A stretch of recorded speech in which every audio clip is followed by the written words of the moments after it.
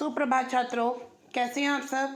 आशा करती हूँ आप सभी अपने घरों में स्वस्थ और सुरक्षित होंगे। अब हमने लगभग अपना सिलेबस कक्षा 9 का सभी पुस्तकों का समाप्त कर दिया है और अब हमारा जो सिलेबस है वो अंतिम चरण पर है, जिसमें हमने व्याकरण में वाक्य भेद पाठ को लिया है इस बार। और हम व्याकरण की पाठ्यपुस्तक के पाठ वाक्य भेद को इस प्रकरण में पढ़ेंगे और समझेंगे। इसमें मैं आपको बताऊंगी कि वाक्य क्या है, वाक्य कैसे बनता है। ये तो आपको पता ही है, आप शुरू से पढ़ते आ रहे हैं कि वाक्य कैसे बनता है।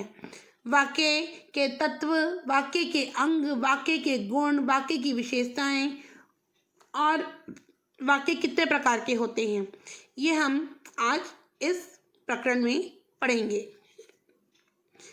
वाक्य की परिभाषा। वाक्य क्या है, हमने पढ़ा था व्याकरण में 6 क्लास 8 क्लास तक आपको समझाया गया था कि वाक्य कैसे बनते हैं। सबसे पहले हिंदी भाषा व्याकरणिक भाषा में वर्ण आए। वर्णों को मिलाकर क्या बने, अक्षर। अक्षर को मिलाकर क्या बने, शब्द। और शब्दों को मिलाकर क्या बने, वाक्य। वाक्य लेकिन अगर हम किसी भी शब्द को कहीं भी पंक्ति में लिख दें तो इसका अर्थ ये नहीं होगा कि वह पूर्ण वाक्य कहलाएगा। वाक्यों को लिखने के लिए, वाक्य को समझने के लिए भी कई ऐसे नियम हैं जिन्हें हमें पढ़ना पड़ता ही है। आइए देखते हैं वाक्य क्या है। शब्दों का व्यवस्थित रूप, जिससे मनुष्य अपने विचारों का आदान प्रदान करता है। शब्दों का व्यवस्थित रूप। अब आप बोलोगे शब्दों का व्यवस्थित रूप क्या है। हमने जब शब्दों को अगर हमने इधर से उधर लिख दिया और हमने फिर उस वाक्य को बनाना चाहा, पढ़ना चाहा, लेकिन उस वाक्य का अर्थ पूर्ण रूप से सही नहीं होगा। उस वाक्य का अर्थ पूर्ण रूप से सही इसलिए नहीं होगा क्योंकि उन शब्दों को हमने उस वाक्य के लिए व्यवस्थित समूह में, मीन्स हमने उसको सिस्टमैटिक ऑर्डर में नहीं रखा।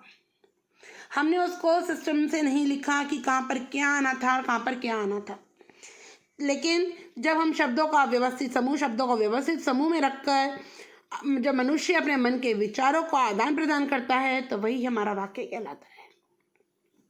एक सामान्य वाक्य में क्रमशः कर्ता, कर्म और क्रिया होते हैं। अगर हम कोई भी सिंपल से सिंपल सेंटेंस पढ़ते हैं तो उसमें क्या होते हैं, कर्ता, कर्म और क्रिया। क्योंकि कर्ता कर्म और क्रिया पर निर्भीत होता है और क्रिया कर्म कर्ता पर निर्भर होते हैं। वाक्य के मुख्यतः 2 अंग हैं।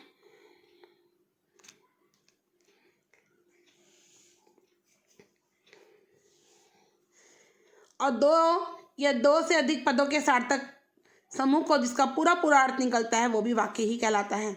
अभी हमने देखा कि शब्दों का व्यवस्थित रूप, जिसके द्वारा मनुष्य ने अपने विचारों का आदान प्रदान किया, वो भी वाक्य कहलाया। और अगर हम 2 या 2 से अधिक पदों के सार्थक समूह, 2 या 2 से अधिक पदी शब्दों का सार्थक समूह जिसका पूरा अर्थ निकल रहा है, अगर वहाँ 2 या 3 शब्द भी हैं लेकिन वो शब्द अपने आप में अर्थपूर्ण हैं तो उनका अर्थ अगर सही निकलता है, पूरा निकलता है, तो वो भी वाक्य ही कहलाते हैं। उदाहरण के लिए, सत्य की विजय होती है एक वाक्य है क्योंकि इसका पूरा अर्थ निकल रहा है, किंतु सत्य विजय होती। लेकिन अगर हम वाक्य लिखें सत्य विजय होती तो ये वाक्य नहीं है क्योंकि इसका पूर्ण अर्थ नहीं निकल रहा है। देखिए दोबारा, सत्य की विजय होती है। सत्य मीन्स सच्चाई की, विजय मीन्स जीत होती है।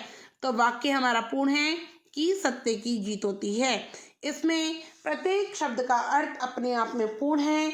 ये पूरा वाक्य अर्थपूर्ण है, इसलिए ये बिल्कुल शुद्ध वाक्य है। और अगर हम इसकी जगह दूसरा वाक्य लिख दें सत्य विजय होती, तो ये सत्य विजय होती अपने आप में पूर्ण वाक्य नहीं है। इसमें सिर्फ कर्ता, कर्म और क्रिया है, लेकिन पूर्ण इसमें कोई भी और किसी चीज़ का प्रयोग नहीं किया गया है। इसलिए ये जो वाक्य है ये अधूरा है और इसका अर्थ सही भी नहीं निकल रहा है। तो वाक्य क्या है ये हमने पढ़ा भी कि वाक्य दो तरीक़ों से हमने देखा कि जब शब्दों का व्यवस्थित समूह मीन्स जब मन के विचारों को कोई व्यक्ति मनुष्य अपने मन के विचारों को जब एक जगह शब्दों को व्यवस्थित समूह में रखकर करता है तो वह भी वाक्य कहलाता है। और जहाँ दो या दो से अधिक पदों के सार्थक समूह को मीन्स जब कहीं पर दो या दो से अधिक शब्दों को मिलकर जब वो अर्थपूर्ण हो जाता है और पूरा पूरा अर्थ हमें आसानी से समझ में आता है तो वह भी वाक्य कहलाता है। वाक्य की परिभाषा। शब्दों के एक सार्थक समूह को ही हम वाक्य कहते हैं। सार्थक का मतलब होता है अर्थ रखने वाला। सार्थक का अर्थ क्या होता है? अर्थ रखने वाला। शब्दों के एक सार्थक समूह को ही वाक्य कहते हैं। सार्थक का मतलब होता है अर्थ रखने वाला, यानी शब्दों का ऐसा समूह जिससे कोई अर्थ निकल रहा हो वह वाक्य कहलाता है। शब्दों के एक सार्थक समूह मीन्स व्यवस्थित समूह, जहाँ शब्दों के ऐसे शब्द इकट्ठे हो जाएं एक वाक्य के लिए। एक जगह शब्दों का ऐसा ढेर हो, 3 या 4 शब्दों का ऐसा ढेर हो जहाँ पर वो अर्थ निकल रहा हो, सार्थक हो रहे हों, वहाँ उन शब्दों के अर्थ निकल रहे हों और वो एक समूह में जब कोई अर्थ निकले तो वही हमारी व्याकरणिक भाषा में वाक्य कहलाता है।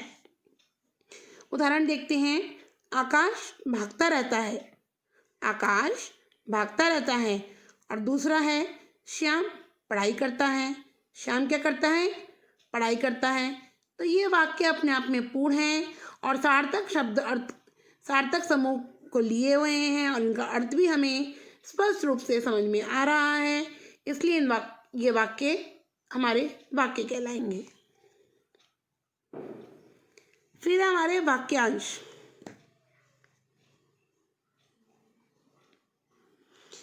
वाक्यांश क्या है? शब्दों के ऐसे समूह। अब हमने पढ़ा था कि वाक्य क्या है, अभी वाक्यांश भी देखने हैं। तो शब्दों के ऐसे समूह को जिसका अर्थ तो निकलता है किंतु पूरा अर्थ नहीं निकलता। शब्दों के ऐसे समूह, मतलब समूह तो वाक्य में भी थे, सार्थक शब्दों का समूह व्यवस्थित समूह था, लेकिन वहाँ पे अर्थ पूर्ण रूप से समझ में आ रहा था, अर्थ उस वाक्य का पूर्ण निकल रहा था। लेकिन वाक्यांश में शब्दों के समूह तो हैं लेकिन उनका अर्थ जो निकलता है वो पूरा अर्थ नहीं निकलता, वो वाक्यांश कहलाते हैं। उदाहरण के लिए दरवाजे पर, कोने में, वृक्ष के नीचे। इन वाक्यों का अर्थ तो निकल रहा है कि कुछ दरवाजे पर, कोने में, वृक्ष के नीचे, लेकिन इनका अर्थ पूरा अर्थ समझ में नहीं आ रहा है, इसलिए ये वाक्य की लाइन में ना आकर इन्हें वाक्यांश का हमने नाम दिया है। वाक्यांश वे होते हैं जिनका अर्थ तो पूर्ण नहीं होता, पूरा अर्थ नहीं निकलता और वे वाक्य अधूरे होते हैं, लेकिन उन शब्दों के अर्थ पूर्ण होते हैं लेकिन वाक्य वो अधूरे होते हैं, पूर्ण अर्थ वो नहीं निकलते। ऐसे शब्दों के समूह को हम वाक्यांश कहते हैं। वाक्य के गुण भी हैं। वाक्य के निम्न गुण हैं, निम्न गुण होने चाहिए। वाक्य है तो वाक्य का जब अर्थ कहीं पूरा निकल रहा है कहीं नहीं निकल रहा है तो उसमें वाक्य के हमें पता होने चाहिए कि वाक्य के गुण भी किसके आधार पर होने चाहिए। वाक्य के गुण भी निम्नलिखित बिंदुओं के आधार पर होते हैं। उसमें सबसे पहला है सार्थकता, दूसरा है योग्यता, तीसरा आकांक्षा, चौथा आसक्ति, पांचवा पदक्रम, छठा अन्वय। ये 6 सार्थकता, योग्यता, आकांक्षा, आसक्ति, पदक्रम, अन्वय, ये हमारी व्याकरणिक भाषा में वाक्य के गुण बताए गए हैं। इनके आधार पर हम व्याकरण के विषय में जानते हैं। सार्थकता, वाक्य के सभी शब्द सार्थक होने चाहिए। सार्थक मीन्स अर्थपूर्ण। हम कोई भी वाक्य अगर लेते हैं तो हमारा वाक्य का सबसे पहला गुण है सार्थकता।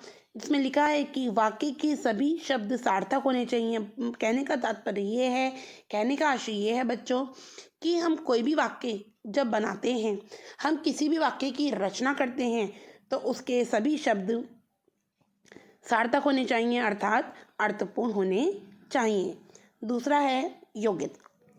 सार्थक के साथ साथ प्रसंग के अनुसार अर्थ देने की क्षमता भी हो। सार्थक के साथ साथ प्रसंग के अनुसार अर्थ देने की क्षमता भी हो मीन्स कि सार्थक के साथ साथ वाक्य अर्थपूर्ण तो होना ही चाहिए, वाक्य अर्थपूर्ण तो होना ही चाहिए। और उसी के अनुसार प्रसंग के अनुसार मीन्स जो वाक्य में बात कही जा रही है वो बात अपने आप में ही पूरी अर्थ देने की क्षमता रखती हो। मीन्स कि हम जो भी बात वाक्य में कह रहे हैं वाक्य में वही बात हमें स्पष्ट रूप से समझ में आ रही है, तभी वह वाक्य सार्थक होने के साथ साथ प्रसंग के अनुसार भी अर्थ देने की क्षमता रखेगा। ये आएगा हमारा योग्यता में। तीसरा है आकांक्षा। वाक्य की यह आकांक्षा होती है, आकांक्षा मीन्स इच्छा। वाक्य की यह इच्छा होती है कि उसमें किसी ऐसे शब्द की कमी ना हो जिसके बिना अर्थ ग्रहण में व्यवधान आए। वाक्य की यह इच्छा होती है, यह आकांक्षा होती है कि उसमें किसी ऐसे शब्द की कमी ना हो जिसके बिना अर्थ ग्रहण में व्यवधान आए। मतलब हमने सबसे पहले आपको बताया था कि वाक्य सार्थक होना चाहिए, अर्थपूर्ण होना चाहिए। दूसरा, वह प्रसंग के अनुसार कि जिस विषय में बात हो रही है वो वाक्य उसी के आधार पर होना चाहिए। तीसरा, वाक्य में ये भी इच्छा रखी जाती है कि उसमें कोई भी शब्द ऐसा कम नहीं होना चाहिए, मीन्स उसमें ऐसे शब्द का अभाव नहीं होना चाहिए जिसके कारण वाक्य अर्थपूर्ण ना बन सके। तो ये हमारा किस में आएगा, इच्छा आकांक्षा में, कि वाक्य की यह आकांक्षा होती है कि उसमें किसी ऐसे शब्द की कमी ना हो, मीन्स कोई ऐसा शब्द वहाँ से गायब ना हो जिसके बिना वाक्य जो है अर्थ ग्रहण ढंग से ना कर पाए और उसको अर्थ पूर्ण लेने में, अर्थ ग्रहण करने में कोई व्यवधान, कोई रुकावट ना आए। चौथा है आसक्ति। वाक्य के शब्दों को बोलने और लिखने में निरंतरता हो।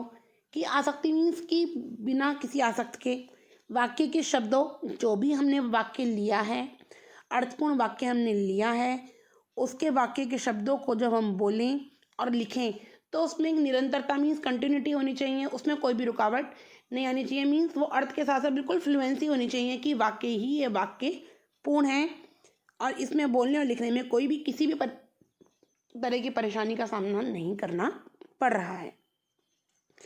पदक्रम। वाक्य के शब्द उचित क्रम में हो। पदक्रम मीन्स वाक्य के जो शब्द हैं, शब्दों से मिलकर वाक्य बना, शब्दों से मिलकर क्या बना, वाक्य। तो वाक्य के जो शब्द हैं वो आगे पीछे नहीं होने चाहिए, वो एक व्यवस्थित समूह मीन्स एक निरंतर तरीके से ढंग से लगे होने चाहिए, मीन्स वो क्रम में लगे होने चाहिए, तभी वो ढंग से प्रतिक्रम होगा। तो वाक्य के गुण ये भी होने चाहिए कि कोई भी वाक्य अगर हम लिखते हैं तो वो उचित क्रम में होना चाहिए। फिर है अन्वय। वाक्य के कर्ता, क्रिया और कर्म में मेल होना चाहिए। वाक्य के कर्ता हो, करने वाला, क्रिया जो कार्यकर्ता के द्वारा किया जा रहा है और कर्म जो कर्ता कर रहा है उसमें आपस में मेल होना चाहिए।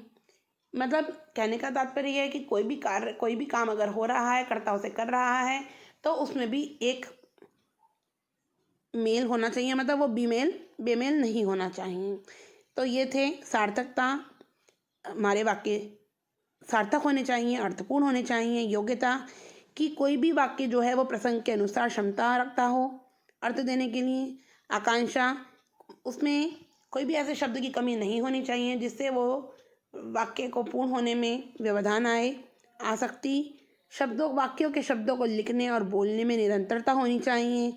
पदक्रम, वाक्य के सभी शब्द क्रम से होने चाहिए। और अन्वय, वाक्य में कर्ता, कर्म और क्रिया में आपस में मेल होना बहुत ज़रूरी है। तो ये थे हमारे वाक्य के गुण अर्थात कुछ तत्व। अभी हैं वाक्य की विशेषताएं। अभी क्या है, वाक्य की विशेषताएं देखते हैं। वाक्य की विशेषताएं भी देखते हैं। वाक्य की सबसे बड़ी विशेषता यह है कि उसमें प्रयुक्त सभी पदों को पूरा अर्थ अवश्य स्पष्ट होना चाहिए। वही बात आ गई जो मैंने आपको समझाई थी अभी पदक्रम में, कि वाक्य की सबसे बड़ी विशेषता क्या है कि उसमें प्रयुक्त जितने भी शब्द हैं, पद हैं, वह पूरे अर्थ अवश्य। सार्थकता में भी हमने यही बताया था कि वाक्य की सबसे बड़ी विशेषता क्या है कि उसमें प्रयुक्त सभी पदों का पूरा अर्थ अवश्य स्पष्ट होना चाहिए। मीन्स जो भी शब्द हमने वाक्य में प्रयोग किए हैं उसके हमें एक एक शब्द का अर्थ स्पष्ट पता होना चाहिए। वाक्य के सही अर्थ को जानने के लिए शब्दों का उचित क्रम में आना अत्यंत आवश्यक है। यदि वाक्य में शब्द सही क्रम में नहीं आते तो वाक्य का अर्थ भी बदल जाता है। वही चीज़ बताई थी कि वाक्य के सही अर्थ को जानने के लिए हमें शब्दों का उचित क्रम में आना अत्यंत आवश्यक है कि वाक्य के सही अर्थ हैं उनको जानने के लिए शब्दों का उचित क्रम में आना आवश्यक है कि मीन्स वो सही क्रम में होने चाहिए। यदि वाक्य में शब्द सही क्रम में नहीं आते तो वाक्य के का अर्थ ही बिल्कुल बदल जाता है। वाक्य में जो शब्द प्रयुक्त किए जा रहे हैं उन्हें सार्थक होने के साथ साथ प्रसंगानुकूल भी होना भी आवश्यक है।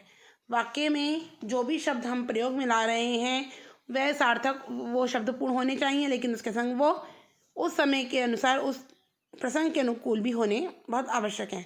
यदि सार्थक होते हुए भी उनकी अर्थ क्षमता पूर्ण है, मीन्स अगर वो प्रसंग के अनुकूल हैं लेकिन उनमें वो शब्द ढंग के प्रयोग नहीं हुए हैं, उनके अर्थ में क्षमता अपूर्ण है, तो उनका प्रयोग अप्रासंगिक हो जाता है।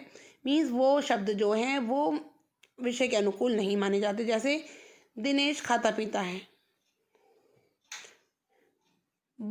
चौथा है बोलने या लिखने के क्रम में वाक्य में प्रयुक्त शब्दों में निकटता का होना आवश्यक है कि हम जो भी शब्द बोल रहे हैं लिख रहे हैं उनमें आपस में निकटता मीन्स एक दूसरे के समीप का होना भी उनमें बहुत आवश्यक है, क्योंकि जब शब्दों को रुक रुक कर बोला जाता है तो वे अर्थ में व्यवधान उत्पन्न करते हैं। यदि उनमें निकटता नहीं होगी, समीपता शब्दों में बोलने और लिखने में नहीं होगी, तो वो अर्थ में भी व्यवधान उत्पन्न करेंगे और उनको ढंग से ना बोला जाएगा और ना ही उनको ढंग से लिखा जाएगा। जो वाक्य लिखा जा रहा है वह अपने आप में पूरा होना चाहिए, अधूरा वाक्य नहीं होना चाहिए। लिखते समय वाक्य में किसी ऐसे शब्द की कमी नहीं होनी चाहिए जिसके कारण अर्थ अधूरा प्रतीत होता हो। वाक्य में कर्ता, क्रिया, क्रिया का लिंग, वचन, पुरुष तथा कारक में मेल होना अत्यंत आवश्यक है। यदि इन सब का मेल नहीं होगा तो वाक्य का अर्थ भी अधूरा ही रहेगा। यह सब हमने आपको बताया था कि उनका चाहे क्रम हो, चाहे कर्ता, क्रिया कुछ भी हो, समय सार्थक अर्थ हो, एक दूसरे से निकट रखते हो, ये सब उसमें होना बहुत ज़रूरी है। अब है हमारे देखिए वाक्य के अंग। जिन अवयवों को मिलाकर वाक्य की रचना, अवयव में शब्दों को मिलाकर वाक्य की रचना होती है उन्हें वाक्य के अंग अर्थात घटक कहते हैं। अंग का दूसरा नाम क्या है? घटक। जिन अवयव शब्दों को मिलाकर वाक्य की रचना होती है उन्हें हम वाक्य के घटक या अंग कहते हैं। वाक्य के अनिवार्य अंग कौन कौन से हैं? कर्ता और क्रिया। भाई वाक्य में करने वाला कौन होना चाहिए और क्या कर रहा है? वो क्रिया क्या हो रही है, मीन्स कर्ता क्या कर रहा है। तो ये वाक्य के दो महत्वपूर्ण अंग हैं, कर्ता एवं क्रिया। इनके बिना वाक्य संभव नहीं है। जब अगर किसी वाक्य में कर्ता होगा, क्रिया नहीं होगी तो भी वह अधूरा है, और अगर कहीं पे क्रिया होगी, कर्ता नहीं होगा तो वो भी अधूरा है। तो जैसे मीरा नाचेगी, मीरा कर्ता, नाचेगी क्रिया। मोहन गाएगा, मोहन कर्ता, गाएगा क्रिया। तो इनके बिना भी वाक्य अधूरा ही माना जाता है। उपयुक्त वाक्यों में एक कर्ता मीरा और मोहन तथा एक क्रिया नाचेगी और गाएगा है। यह आपको समझ में आया कि जिन अवयवों को मिलाकर वाक्य की रचना होती है उन्हें वाक्य के अंग या घटक कहते हैं। और अनिवार्य अंग कौन कौन से हैं? कर्ता और क्रिया। अगर यही नहीं होंगे तो वाक्य भी अधूरा माना जाएगा।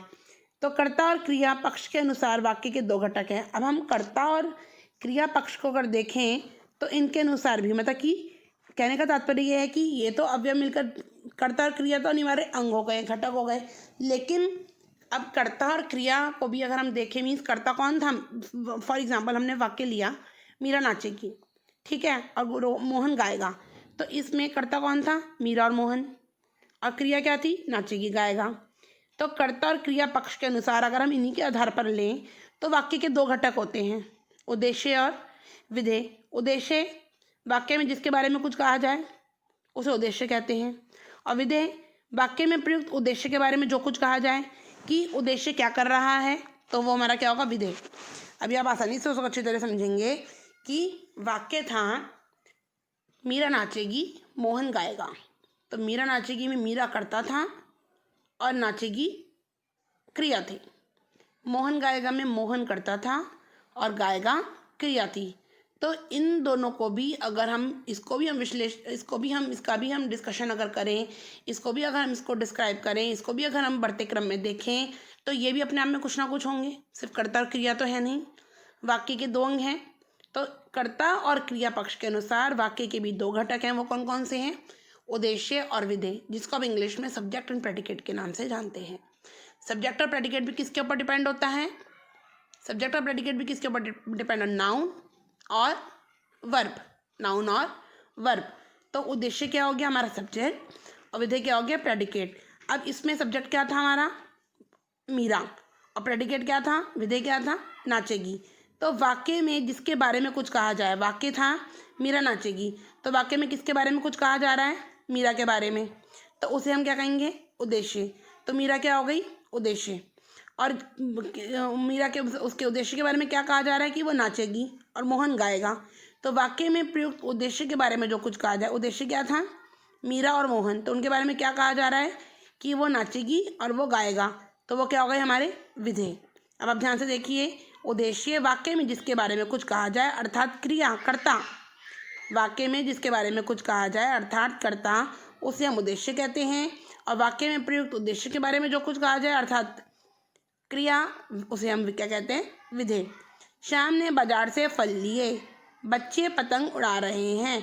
तो श्याम ने बाजार से फल लिए, तो उसमें श्याम ने तो हमारा उद्देश्य हो गया क्योंकि शाम के बारे में बात हो गई है। और शाम के विषय में क्या कहा जा रहा है कि उसने बाजार से फल लिए, तो वो विधेय हो गया। और उद्देश्य दूसरा था बच्चे पतंग उड़ा रहे हैं, तो इसमें उद्देश्य क्या है बच्चे।